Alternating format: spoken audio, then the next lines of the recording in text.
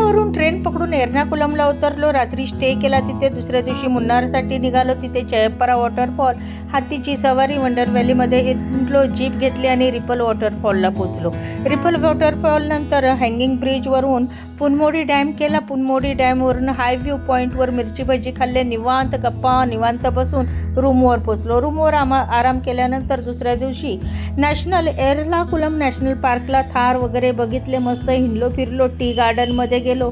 मस्त tea garden आहे. नंतर मॅजिक गार्डनमध्ये गेलो. तिथं फुलं होती. त्याच्यानंतर आम्ही मस्तपैकी ट्रेडिशनल मार्शल आर्ट आणि कथ्थक वगैरे बघून झाल्यानंतर चॉकलेट फॅक्टरीमध्ये गेलो.